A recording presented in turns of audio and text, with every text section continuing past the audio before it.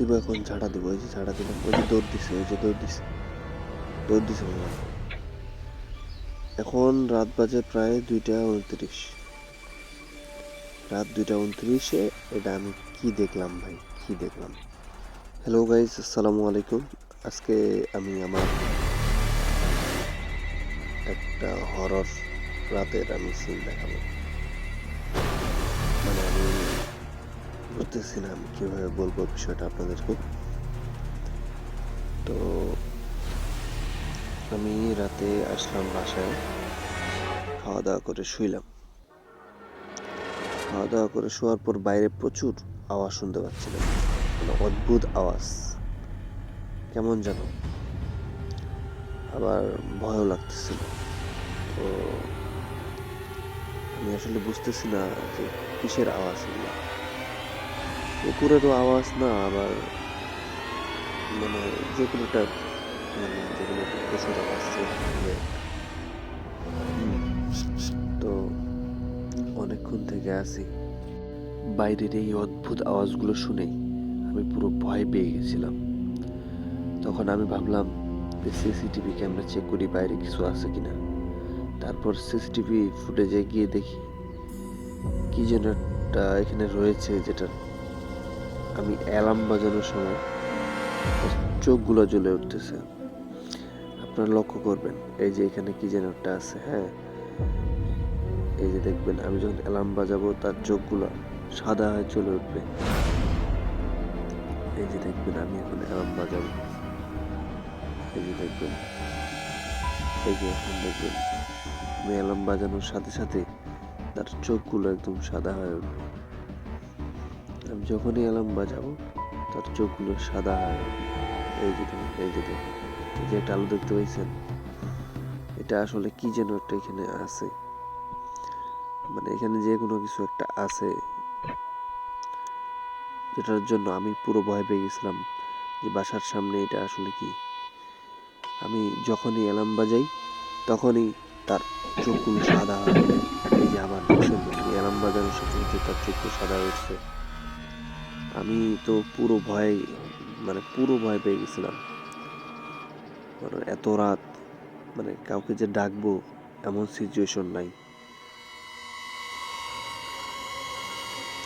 কি অবস্থা, আমি তো পুরো ভয় হয়ে গেছিলাম। অনেকক্ষণ থেকে আমি লক্ষ্য করতেছি যে যখনই আমি অ্যালার্ম বাজাই তখনই তার চোখগুলো দেখা যায়, নাহলে তাকে মানে দেখাই যায় না। ছোট্ট কি একটা কালো জিনিসের মতো দেখা যায়, একদমই বোঝা যায় না। অ্যালার্ম বাজানোর সাথে সাথে তার চোখগুলো দেখা যায়। যখন একটু শব্দ ওঠে তার চোখ, এই যে দেখছেন, এই যে তার সাদা চোখগুলো দেখছেন, এই যে তার সাদা চোখগুলো, এই যে দেখছেন, আবার দেখেন, আবার দেখেন নাই, এই যে আবার দেখেন, আবার নাই, দেখছেন এই অবস্থা। আমি তো পুরো ভয়, আমার শরীর কাঁপে গেছে। দিব, এখন ঝাড়া দিব, ওই যে ঝাড়া দিলাম, ওই যে দৌড় দিছে, ওই যে দৌড় দিছে মামাই। আমি পুরো ভয় পেয়ে গেছিলাম, এটা যে আসলে কি ছিল আমি বুঝতে পারি নাই। আই হোপ এটা তেমন কিছু ছিল না হয়তো বা। আমি বের হয়ে দেখি এটা আসলে তেমন কিছুই না, এটা হয়তো বা কুকুর বা শেয়াল ছিল, কারণ বর্তমান ঠান্ডার দিন প্রচুর শেয়াল চিল্লাচিল্লি করে। আমার যত সম্ভব এটা একটা শেয়াল, কারণ এত রাতে কুকুরও বের হয় না। এখন রাত বাজে 2টা 29, 2:30 প্রায়। তো এত রাতে এরকম কিছু দেখে ভয় পাওয়ারই কথা। আমি তো বরাবর আমার শরীর পুরো ঘামতেছিল। রাত মানে প্রায় 2:30 বাজে। হ্যাঁ, মানে রাতটা তো অনেক বড়, এত মানে এত বড় রাতে, রাত 2:30টার দিক, মানে অনেক বড় রাত। তো এটা দেখার পর অনেক ভয় পেয়ে গেছিলাম, তারপর সাহস নিয়ে বাইরে গেছি। মানে আমি খুঁজতেছিলাম যে আসলে জিনিসটা কি ছিল।